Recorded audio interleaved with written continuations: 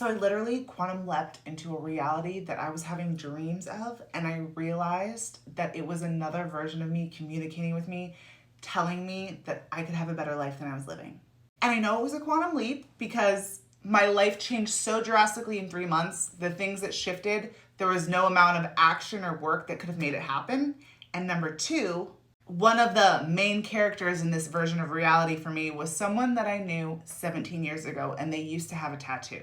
He no longer has that tattoo. He says in this reality that he never got it, but this is the weird thing. He says it's the exact tattoo that he had considered getting. Why is this important? Because these versions of reality were close enough that that version of him had similar wants and desires, probably why it was easier for me to quantum leap to this reality. But it has also been my experience that the universe likes to give us breadcrumbs like this, sort of like Mandela effects, so that we can know that we actually did jump and it's not just all in our mind.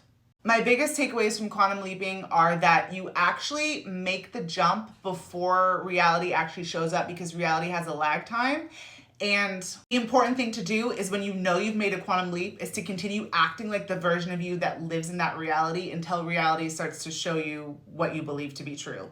Because reality is a reflection of our beliefs. And if we don't hold the identity and the frequency of the version of us living in that reality and the belief systems long enough, we will energetically self-sabotage ourselves and go back into the old reality. I've realized that desires are other versions of us on other parallel timelines calling us towards it. They're like breadcrumbs saying, hey, change your beliefs, change your frequencies, change your identity to match me, and you will leap. And I've also learned that it's energetically exhausting and that you really need to regulate your nervous system.